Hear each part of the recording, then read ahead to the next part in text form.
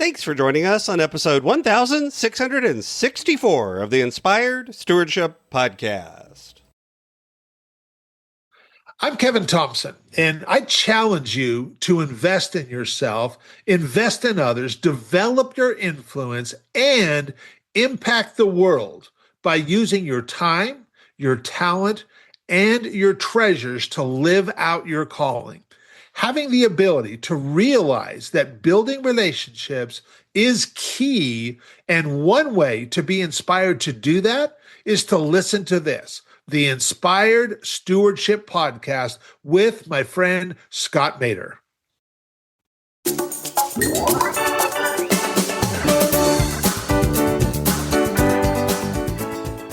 And we went down there and I've got pictures of all that stuff. And, he's the only white kid in the bunch and he's completely oblivious to that fact. He's just like, wow, look at all these kids, man. This is awesome, And, but we had such an amazing experience. Welcome and thank you for joining us on the Inspired Stewardship Podcast. If you truly desire to become the person who God wants you to be, then you must learn to use your time, your talent, and your treasures for your true calling. In the Inspired Stewardship Podcast, you will learn to invest in yourself, invest in others, and develop your influence so that you can impact the world.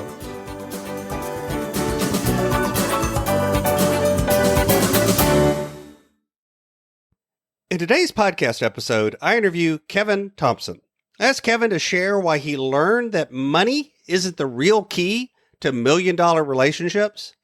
Kevin also shares with you how his ability to curate real relationship is his calling that he stewards. And I also asked Kevin about how being a conduit of trust is his real key.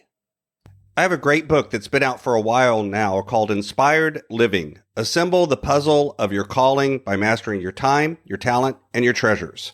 You can find out more about that book over at inspiredlivingbook.com.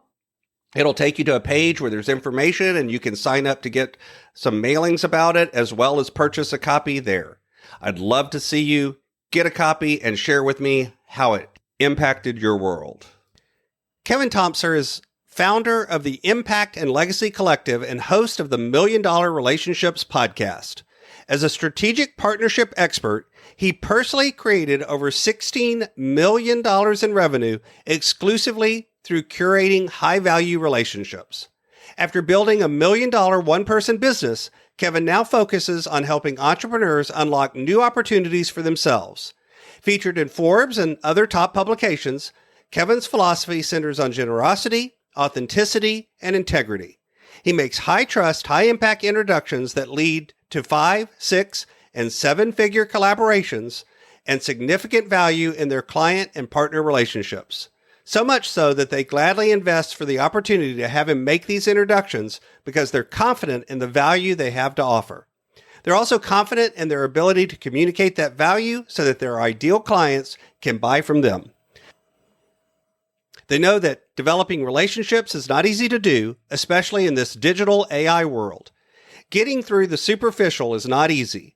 Getting to where you can actually have a conversation to connect and see if you can offer someone a solution to their problem is not easy.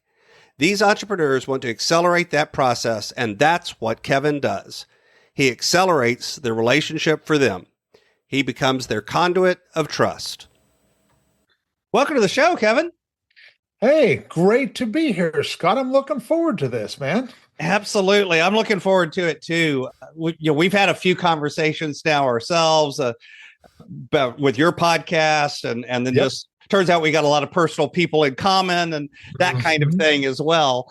So I've loved connecting with you, and I shared the intro and all of that, but I always think about intros and bios as sort of where we are today.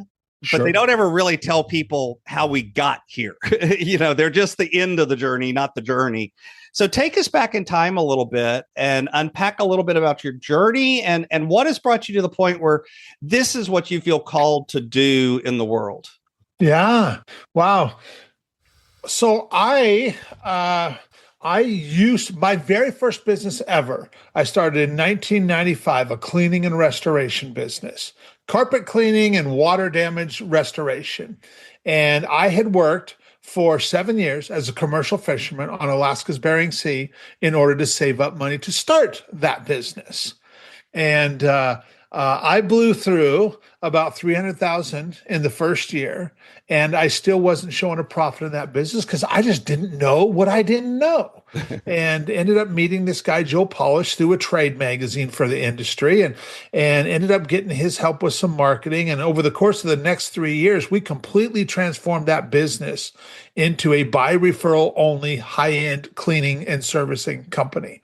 And in 1999, I added a website component because I went to this seminar and I heard these guys doing stuff, really cool stuff online. And I'm like, gosh, wouldn't it be cool if I could use the internet and have maybe even a nationwide reach instead of just a local reach?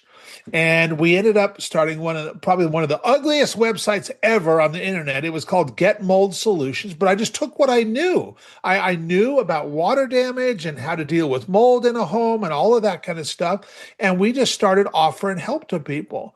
And over the course of the next few years, I built a subscriber list of about 35,000 people. I, as a result of technology in that website, I spoke with more people on the subject of water damage and mold and all that than anybody else in the industry, all because of that website. And we got that website where it was producing about 15, 16,000 a month in revenue for the company. And in 2003, Joe invites me to come down there, and he hosted this annual event for the cleaning and restoration industry. He's like, hey, why don't you come down here and show everybody what you're doing with your website? And I'm like, all right. And he's like, and before you come, he's like, make sure you document what you do and how you do it, put it into a course, because once people hear from you, a certain percentage of them, they're going to want your help, and just make sure that you're ready to offer that to them. And I'm like, all right. And so we did that. And when I spoke at that event, long story short, we ended up selling $35,000 worth of that training that I had created. And I'm just like, wow. And the following year, 2004, April 19th of 2004, I sold the cleaning and restoration business. We moved into the publishing company full time. And over the course of the next 12 years, I'd sold $16.1 million worth of that training. And the way that we did that was I partnered with other entrepreneurs to help get my message out into the marketplace.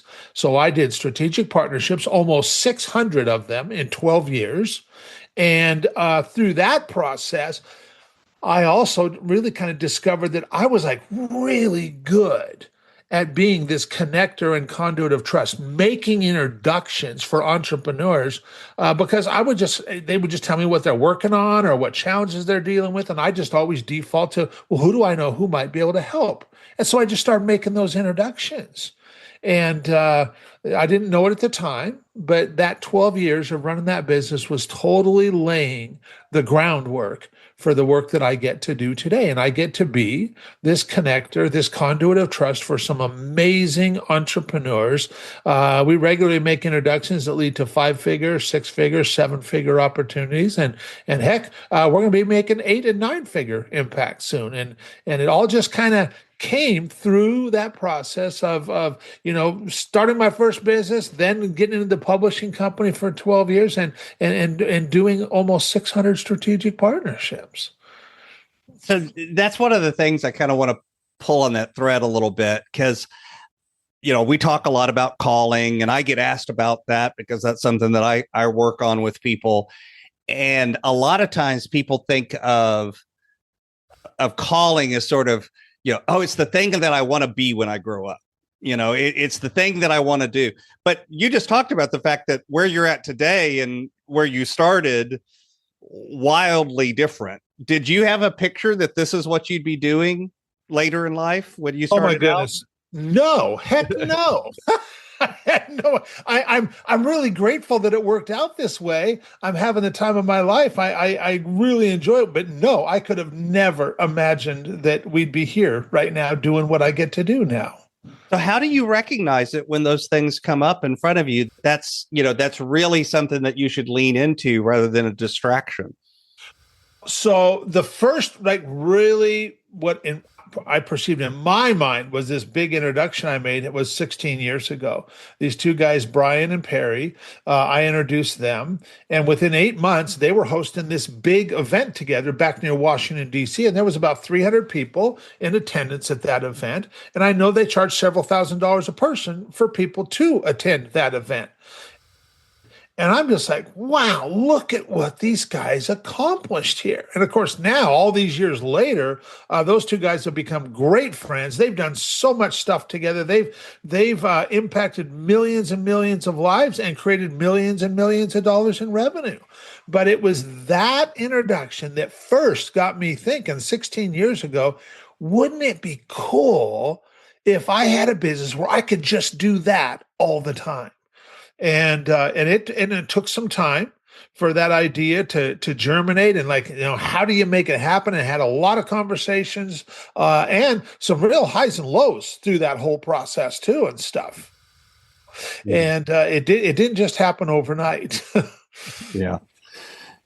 So one of the things I like to highlight on the show is what I call the intersection between our faith journey, whatever that is for us, and our life journey, and how there's a feedback loop, I think, between how we see our relationship with faith and how we see our relationship with others and with the world.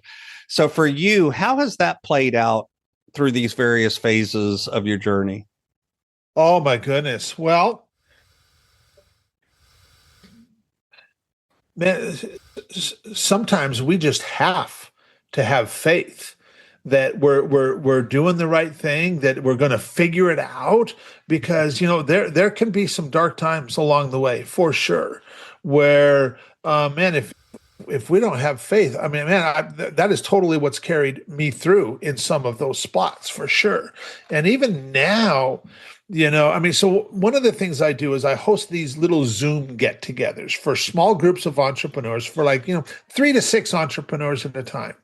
And when I started doing them years ago, I tried to be really intentional about who I'd invite. And let me rephrase that. I was always been really intentional about who I invite, but I would be like, oh, I want to try to get this person with this person, and really just almost like micromanage it and stuff, And along the way, I hosted one of these events. I call it a virtual roundtable. And these two guys that were there made a connection on something that I would have never imagined, because I didn't know that there was a connection for them on that thing. But it was so doggone powerful. And I was just like, wow, look at what happened right there. And I never knew that about either one of those guys. And that's when I'm like, you know what, man, maybe, I don't need to be so doggone trying to control all of this, but just do what I do, curate the right people, invite the right people, but then let God and the universe play their role in this too. And look at what just happened right there. And let me just be the conduit. Let me just be that steward, if you will, and let that happen. And I'll tell you, man, now that kind of conversation, it happens all the time in my world. I set up conversations like that all the way. And it's really kind of cool, because now I'm just like, of course that happened, because you are just being the best steward you can of relationships, of relationship capital and all of that. And God and the universe are just working through you, allowing you to use your God-given gifts and abilities to serve the right people. So I'm talking about that a little bit more. I know that one of the things that you talk about, from our earlier conversations, and I want to give you a chance to share it because I think it's really powerful, is, that when you're looking at people, you're looking about them in terms of how their interests align, how their values align, their character, their competence. But I think a lot of times as entrepreneurs, we think about those things, but we don't necessarily think about all of them or think about them fully. Yeah. Where do you see some of the gaps that we run into as leaders, as business people, as entrepreneurs, when we're thinking about connecting, whether it's doing a partnership with somebody, whether it's bringing a new employee on board, those sorts of relationship driven connections that we all do. Yeah. So many entrepreneurs, especially, when we find ourselves in a networking situation, whatever that might look like, it could be a local mixer that maybe it's at a local restaurant somewhere or somebody's place of business in their boardroom or what have you. Or maybe we're investing, to be a group, being part of a group where we might be investing $12,000, $25,000, $70,000 a year to be in that group. And so many people that are in those groups, they mistakenly believe that, I got to make hay while the sun is shining. I got to connect with as many people as I possibly can. And it's kind of the wrong thinking because, I go into those situations and, I have invested well over 7 figures over the last 22 years, putting myself in the right rooms to meet the right people and have the right conversations.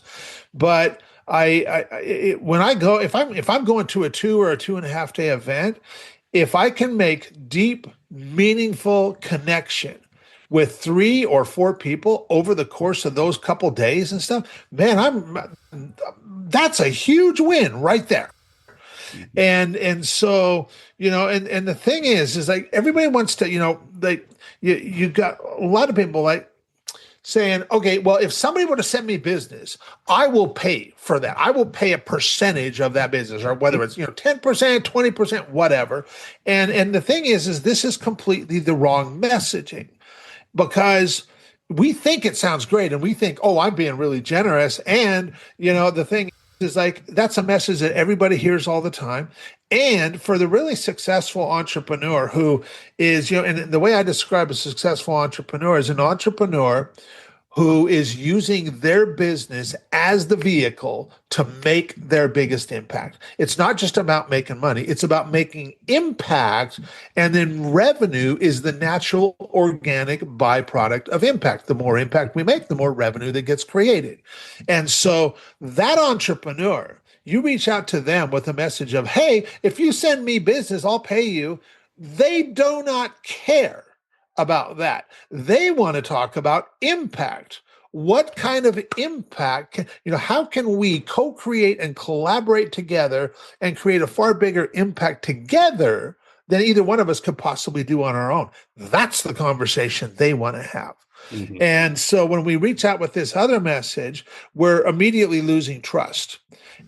And and there's you mentioned it. There's 4 things that need to be present in order for a collaborative conversation to just easily and organically move forward. There has to be trust in character.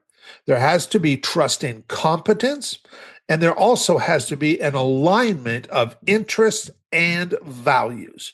And when those 4 come together right there, it's that sweet spot. It's that intersection right there. That's where the magic happens. When those 4 things are present, because now we're just having a heart-to-heart conversation of how can we make our biggest impact together, and that's a whole different conversation right there. Yeah, I work a lot with financial coaches. Even though I coach in that area myself, I actually collaborate and train and help other people get into that field and that business. And one of the things that I've talked to a lot of coaches about is immediately when they're thinking about referral partners or connections or people who could, potentially send them clients, they're like, well, but I can't send them back a client for every client they send me. And I'm like, that's a transactional relationship. That's not what they're looking for if they're a good referral partner. They're looking for, they send you somebody and you take such great care of them that they look like a rock star for making the introduction. Exactly. If you can do that, they don't care if you send them a client back. That's not the point. Right. That's right. Yes. Because the reason they refer is because they want you to help them further the relationship that they already have with the person they're sending you. It is not about money. It is not about, because they sent me somebody, I need to send somebody back. That is not it. If you do your job right, you've already provided value for them by letting them refer people to you that they care about. Because it rubs off. If you're really doing a good job and treating people well and serving them great, and they have a fantastic experience, not only do they talk about, Kevin was so great, but they say, and Bob is the one who introduced us. And, and I love Bob because Bob introduced us. So that's right. It helps everybody. Everybody wins. But it's so easy to get into that transactional kind of modality. Yeah. How do you help people break free from that mindset when you're making these connections? I start with just trying to serve people who are already in that mindset, who are already, that's always easier. Yeah. Because candidly, if they're not of that mindset already, I'm not going to be able to be much use or of service to them. I just can't, because I have spent over 22 years creating the relationships that I have in my life. And so if I bring the wrong people into the people's lives that I know, that would be really detrimental and stuff. That would damage the relationship we've already got. And I will tell you, I will not intentionally ever do anything to damage the relationships that I've already got with people. Everything I want to do, I want to further that relationship. I want them coming back to me going, wow, Kev, thanks so much. Bob was amazing. Or you were so right, man. Scott, man, I'm so glad you suggested that we talk. And that's what we want. And so, to really get in these circles, and I'll tell you, when we get this right, my goodness, I mean, the CEOs and founders of companies are a lot of times, they're very difficult to reach because they insulate themselves intentionally. They put people in place, secretaries, assistants, what have you, to gatekeep for them. But when we get this right and we understand the value of the right relationships, we can get a total front door entrance to that person through somebody that already has a trusted relationship with them. But in order to get that, that person has to know we're going to further that relationship that they already have and stuff. Mm-hmm. They're not going to open that door for us if they don't think that's going to happen, So the first thing is just, show up and be that person who wants to be of service, let the transactional piece go, because when we focus on impact, the revenue comes. Yeah, you use the phrase, conduit of trust, and you used that earlier. Tell people what you mean by that.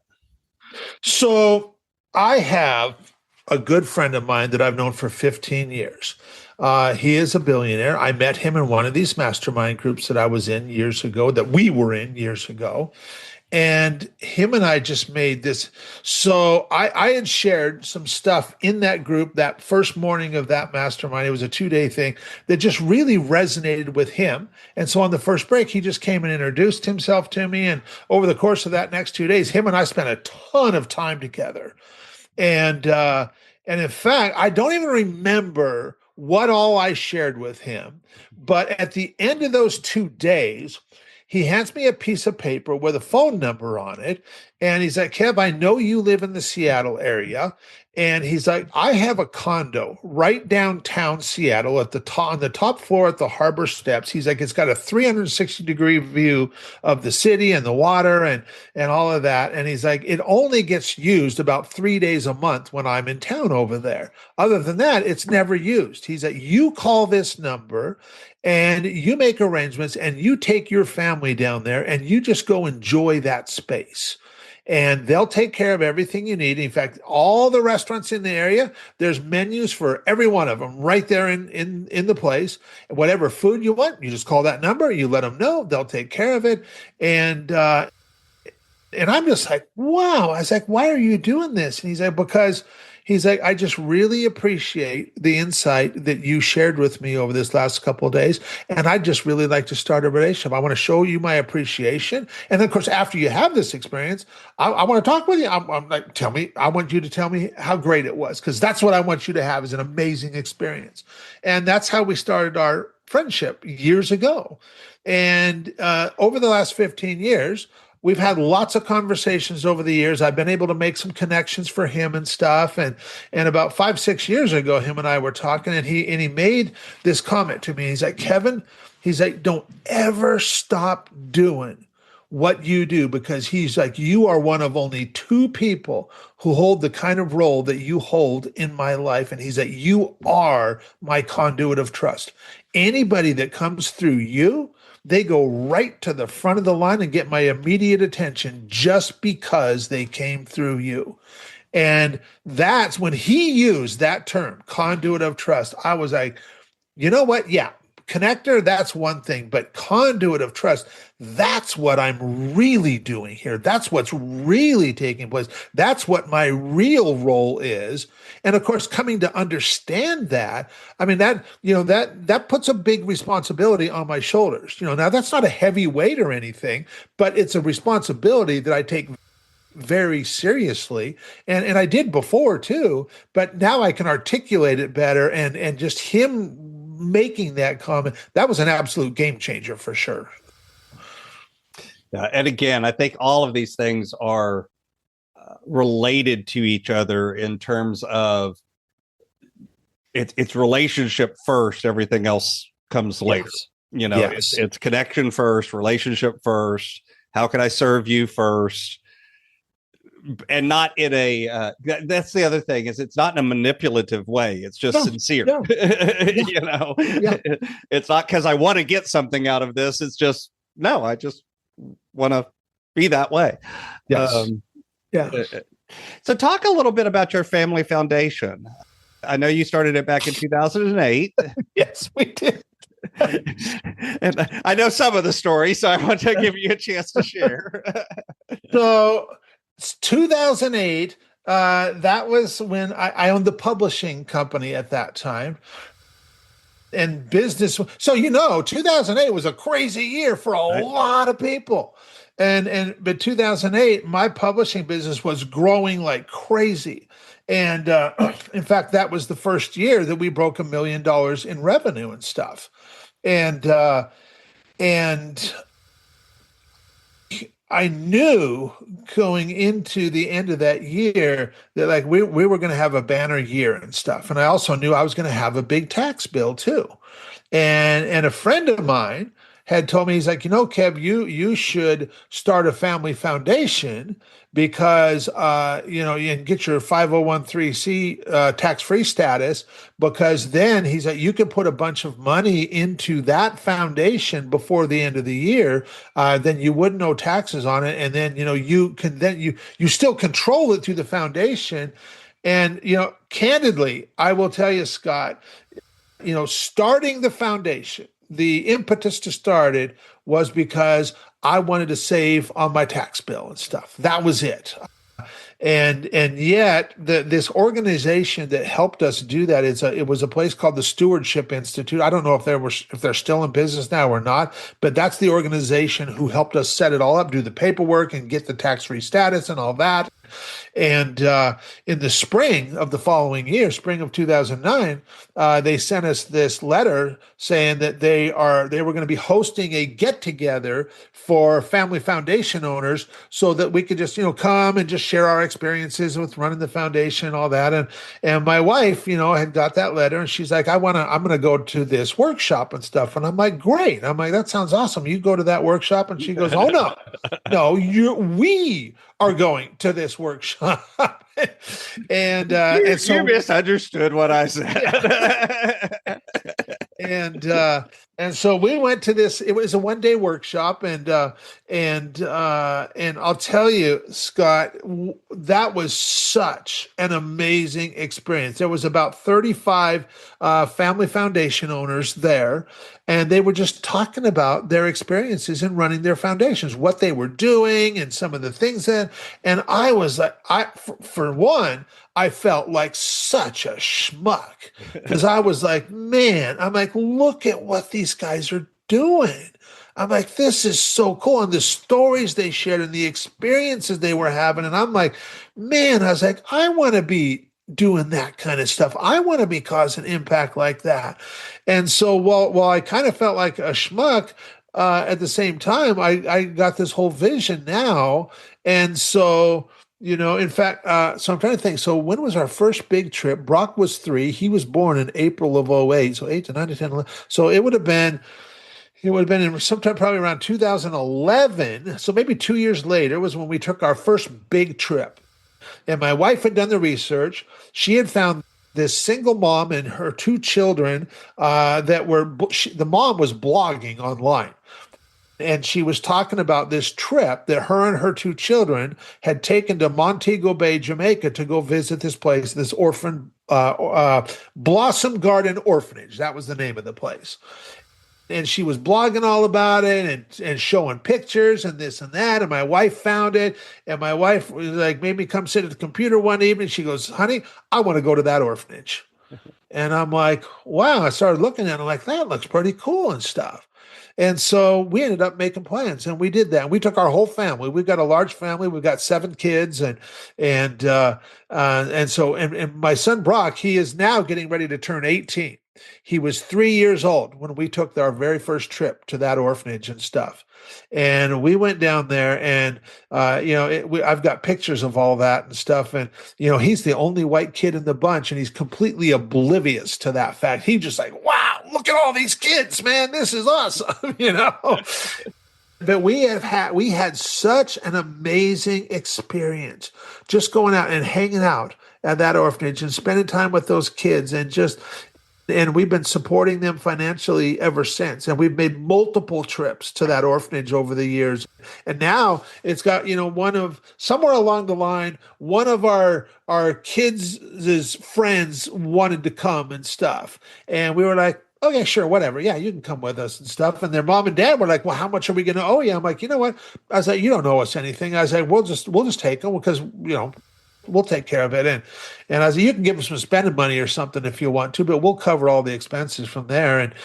And that child came home and was telling their parents about it. And of course, we'd already experienced this with our own kids, because when kids go to an orphanage in Montego Bay, Jamaica, and they get to see how the kids at the orphanage live compared to how they live at home in Arlington, Washington, it's a whole different thing.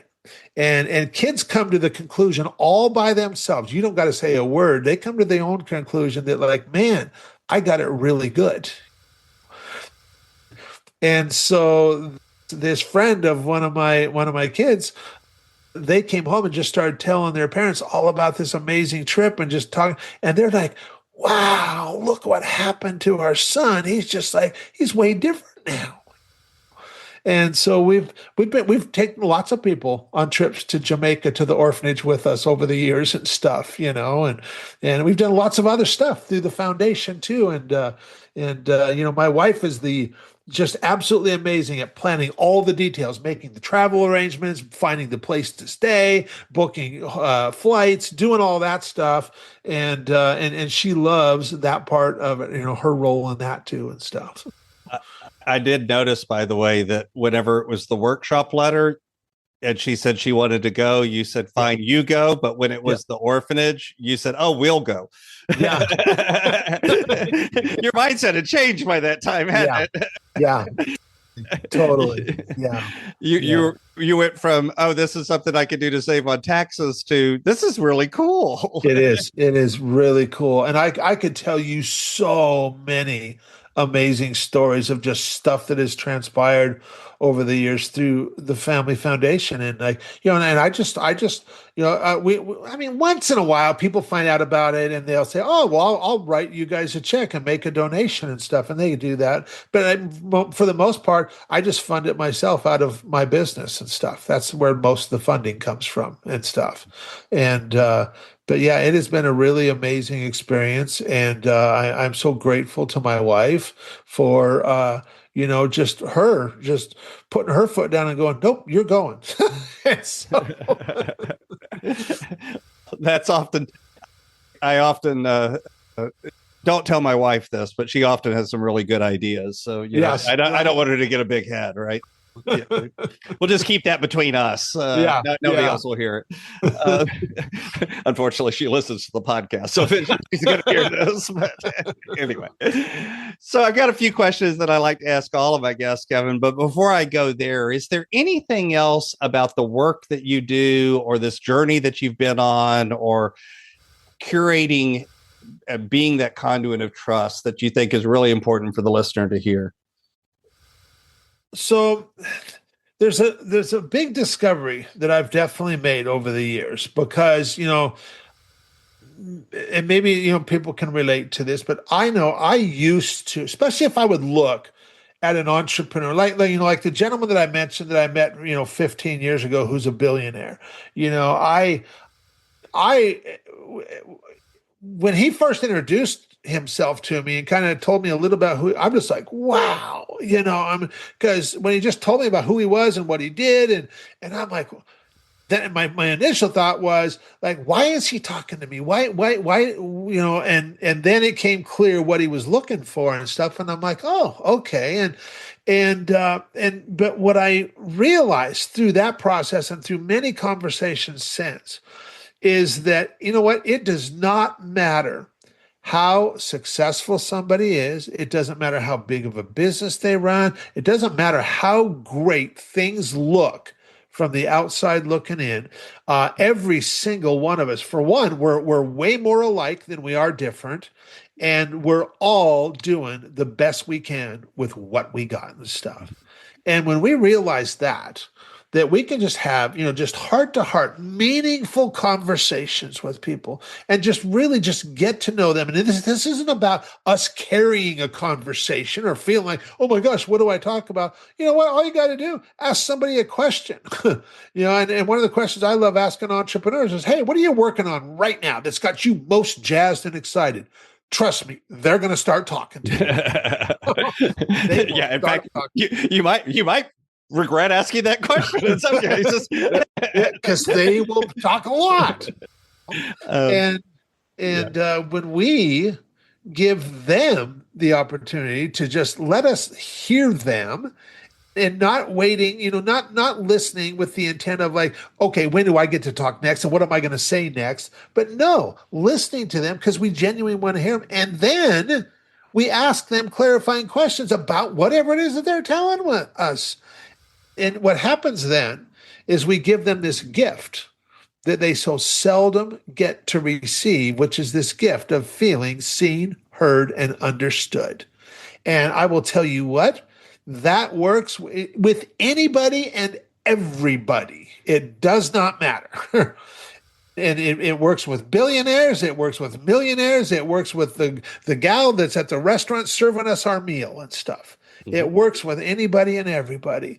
And just be present and ask questions and just be engaged with them and stuff. And you're going to give them an experience that's going to be like, man, I want to spend more time with this guy. Then because you just did that, because that's all I did with Isaac that first 2 days was we just did that. And then next thing I know, he's giving me a phone number on a piece of paper and saying, hey, call this and go stay at this place of mine.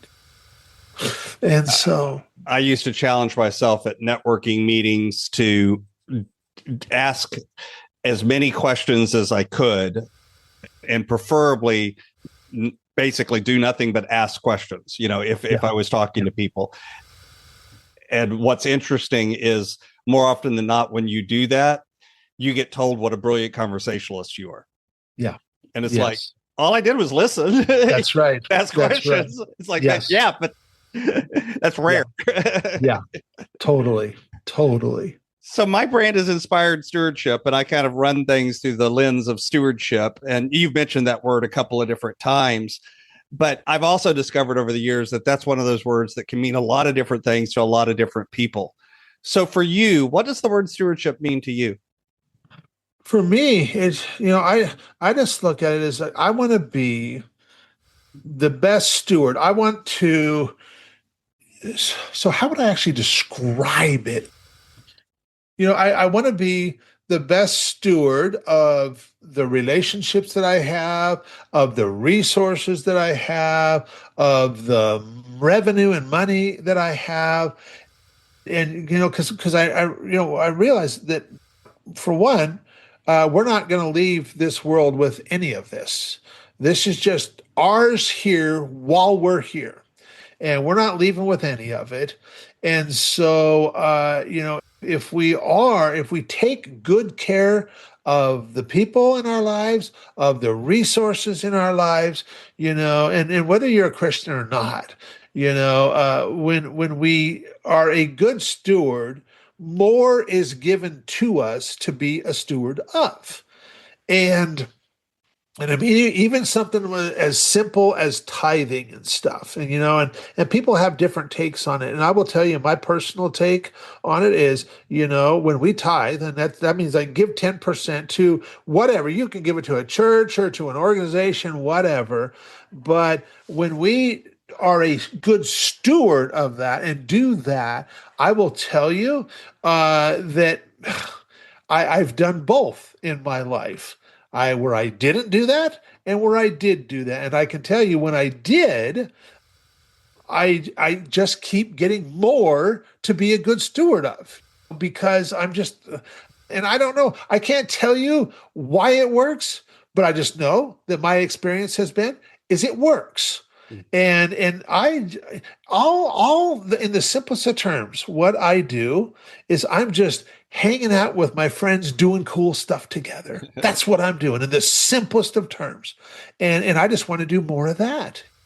And in whatever form that takes, whether it's hosting virtual roundtables on Zoom for people, whether it's getting together in person, whether it's whatever, I just had one of my clients that was in town this last weekend and stuff. And so we got together for lunch on Saturday and just got to spend some time together in person, and like I said, that's what it is. It's just taking care of what we've been given. And when we take good care of what we've been given, we will be given more to be able to take care of and be a steward of. So this is my favorite question that I like to ask everybody. Imagine for a moment that I could invent this magic machine. And with this machine, I was able to take you from where you are today and transport you into the future, maybe 150, maybe 250 years. And through the power of this machine, you were able to look back and see your entire life, see all of the connections, see all of the ripples, see all of the impacts you've left. What impact do you hope you've left in the world? Oh, my goodness. I would like to see the impact that I left was just a whole lot of people co-creating and collaborating together, doing just huge things together that they couldn't do on their own, all because I started certain things in motion, and now it just continues to go and go and go through those people. And who knows, because the ripple effect of that, we will never know. But, having the ability to look back on that and see like, wow, look what came from that. And that's the kind of impact that I want to leave. So what's on the roadmap? What's coming next as you continue on your journey? Well, I had a couple years ago, I guess it was about maybe more like 18 months ago, I had introduced these two guys.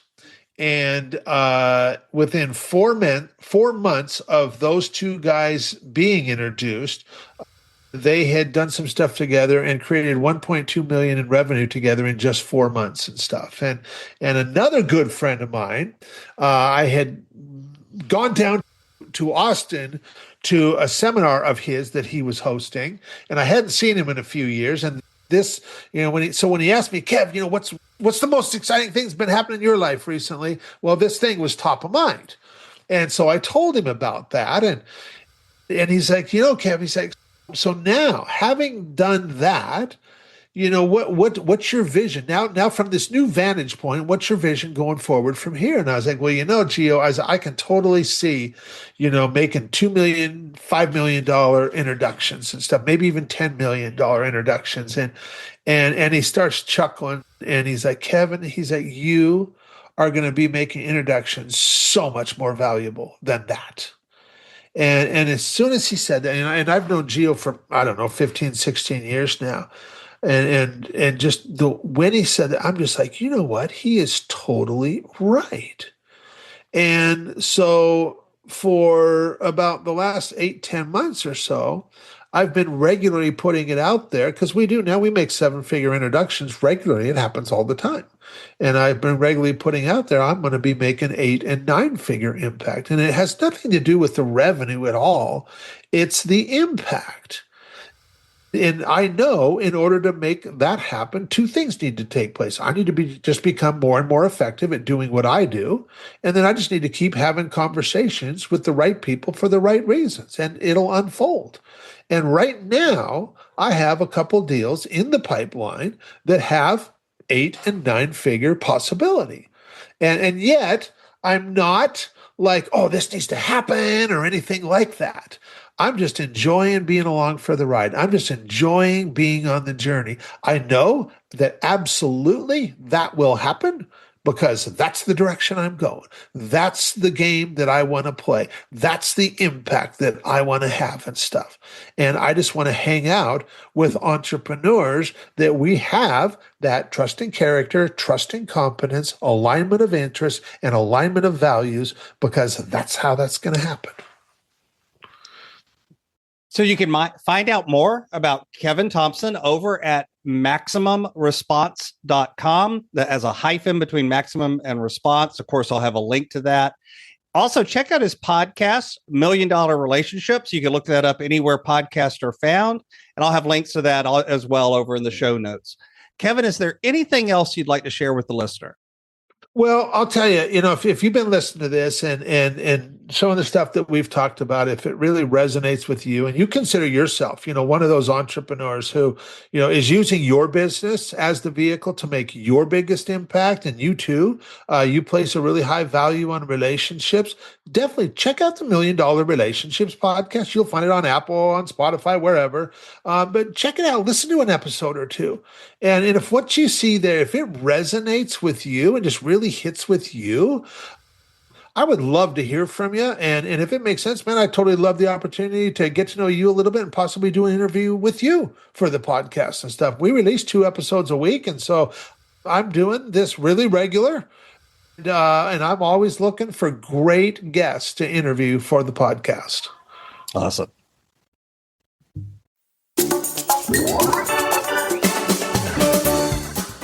Thanks so much for listening to the Inspired Stewardship podcast.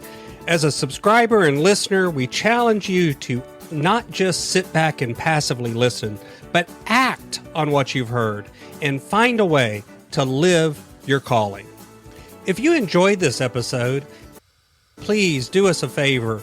Go over to inspiredstewardship.com/iTunes rate, all one word, iTunes rate. It'll take you through how to leave a rating and review and how to make sure you're subscribed to the podcast so that you can get every episode as it comes out in your feed. Until next time, invest your time, your talent, and your treasures. Develop your influence and impact the world.